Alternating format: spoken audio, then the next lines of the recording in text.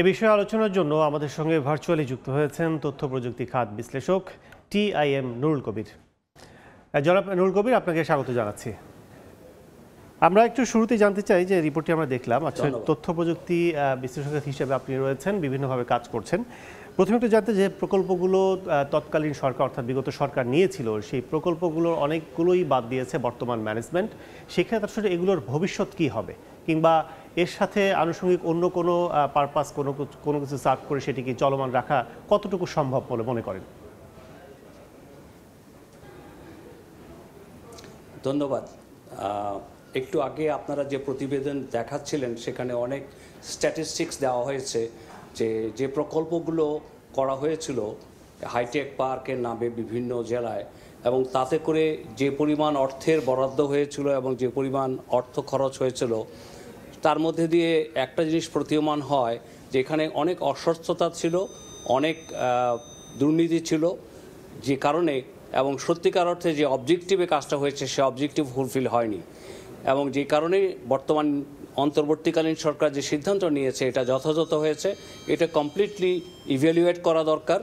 এবং কেন এতগুলো টাকা খরচ করে, আসলে আমরা যেটা হয় যে আমরা প্রায়োরিটি ঠিক করতে পারি না। আমরা যেটা হয় যে আপনি কি কাজ করবেন, এই যে এতগুলো হাইটেক পার্ক হলো, সেই হাইটেক পার্কগুলোতে এখন কোনো কাজ হচ্ছে না, এত ইনফ্রাস্ট্রাকচার হয়েছে, সরকারের অর্থ অপচয় হয়েছে। কিন্তু আমরা যদি পরিকল্পনাটাকে হলিস্টিক্যালি করি, যে হিউম্যান রিসোর্স ডেভেলপমেন্ট যেমন আমাদের দরকার, কারণ এই সেক্টরে মানব সম্পদ অত্যন্ত ইম্পর্টেন্ট, তার পাশাপাশি ইনফ্রাস্ট্রাকচার তৈরি করাটা দরকার আছে, কিন্তু সেটার একটা পরিকল্পনার ধাপে ধাপে যাওয়া উচিত এবং আমাদের ক্যাপাসিটি ডেভেলপমেন্টে কী কী কাজ করা উচিত। আমার কাছে মনে হয়েছে এটা এক ধরনের ব্যবসা হয়েছে, এখানে কোনো সত্যিকার অর্থে মানব সম্পদও তৈরি হয়নি, সেরকমভাবে ইনফ্রাস্ট্রাকচারগুলো সাপোর্ট দিতে পারেনি। এখন যদি বলি যে বর্তমান ম্যানেজমেন্ট যারা কাজ করছেন, যে অনেক হাইটেক পার্ক প্রয়োজন নেই, নতুন করে তারা রিনোভেশন করছেন, কিন্তু যদি বলি যে অনেক প্রজেক্টে আমরা দেখছি, অনেক খাতেই দেখছি যেটি কথা, সেটি হচ্ছে যে আগের ম্যানেজমেন্ট একই ধাঁচের কর্মকর্তারা ছিলেন এবং বর্তমান ম্যানেজমেন্টের মতোই, কিন্তু সেই কর্মকর্তারা আসলে কতটুকু দায়বদ্ধতা নিয়ে কাজ করেছেন কি মনে করেন? না, এখানে দায়বদ্ধতা তো অবশ্যই থাকতে হবে। সরকারের যে পর্যায়ে যারাই কাজ করেন না কেন তাদের দায়বদ্ধতা অবশ্যই থাকবে, কারণ সরকারের অর্থ নিয়ে যে কাজ করছেন। এবং আজকে হয়তো কর্মকর্তারা বলবেন আমি আদিষ্ট হয়ে করেছি বা আমি নির্দেশ পেয়ে করেছি, কিন্তু সেটা ঠিক আছে, কিন্তু প্রত্যেকটা কর্মকর্তার একটা KPI থাকা দরকার, যে আমরা কি অবজেক্টিভে কাজটা করছি, সেগুলো নির্ধারণ করা ছিল না।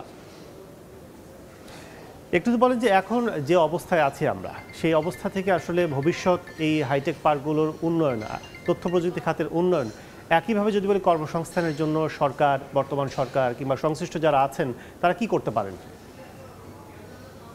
যে আপনার প্রশ্নটা পরিষ্কার শুনতে পাচ্ছি না আমি। বর্তমান ম্যানেজমেন্টকে আগামী দিনের যে ভবিষ্যৎ যে কর্মসংস্থানের যে লক্ষ্য, সেই লক্ষ্য পূরণের জন্য আসলে কি করা দরকার কি মনে করেন?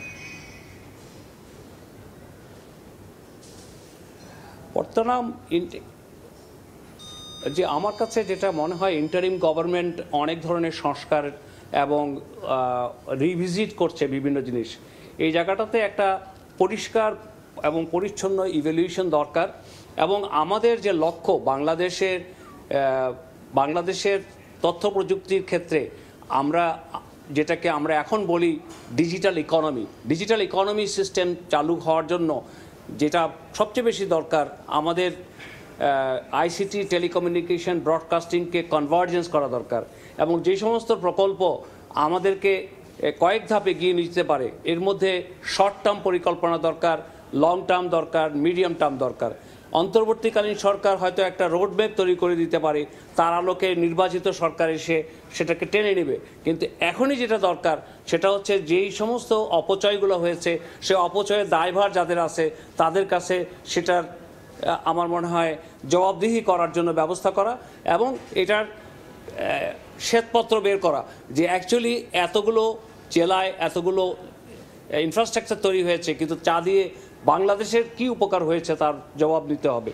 এবং পরবর্তীতে ইন্টারিম গভর্নমেন্ট যেটা করতে পারে যে এই ডিজিটাল ইকোনমি ইকোসিস্টেমটাকে তৈরি করার জন্য একটা সমন্বিত একটা কনসালটেশন করে একটা রোড ম্যাপ তৈরি করতে পারে, যেটা দেশের এবং জনগণের উপকার হবে, দেশের অর্থনীতির উন্নত হবে। দেশের বিগেস্ট ডিভিডেন্ড হলো আমাদের নতুন প্রজন্ম। এই নতুন প্রজন্মেররা টেকনোলজিকে এমব্রেস করে খুব তাড়াতাড়ি, তাদেরকে সুযোগ সুবিধা সঠিকভাবে দিতে হবে, দিলে তারাই আমাদের পরিবর্তনের হাতিয়ার হতে পারে।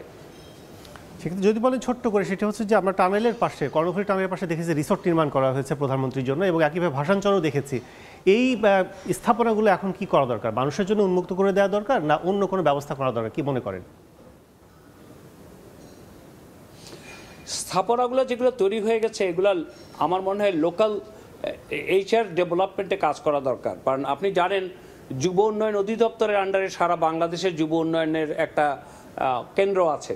এগুলোকে সেই কেন্দ্রের মধ্যে ভাগ করে দিলে সেখানে অন্তত লোকাল যারা কাজ করে, ইউনিভার্সিটি বা এডুকেশন সেন্টার থেকে যারা আসছে, তাদেরকে ট্রেন্ড আপ করা, এবং সেকেন্ডলি ফ্রিল্যান্সারদের একটা বড় অংশ বাংলাদেশে বিভিন্ন জেলায় জেলায় ছড়িয়ে আছে, তাদেরকে ইন্টারনেট সুবিধা দেওয়া এবং কানেক্টিভিটি দেওয়া, কিছু ইনফ্রাস্ট্রাকচার দেওয়া। অনেক অনেক ধন্যবাদ জনাব। এই ইন্ডাস্ট্রির সবচেয়ে বড় হাতিয়ার হচ্ছে মানুষ, আলোচনায় যুক্ত হওয়ার জন্য। এই মানুষ তৈরি। দর্শক, আলোচনা করছিলাম তথ্য প্রযুক্তি খাতের বিভিন্ন অনিয়ম নিয়ে। আমাদের সাথে যুক্ত ছিলেন তথ্য প্রযুক্তি খাত বিশ্লেষক TIM নুরুল কবির।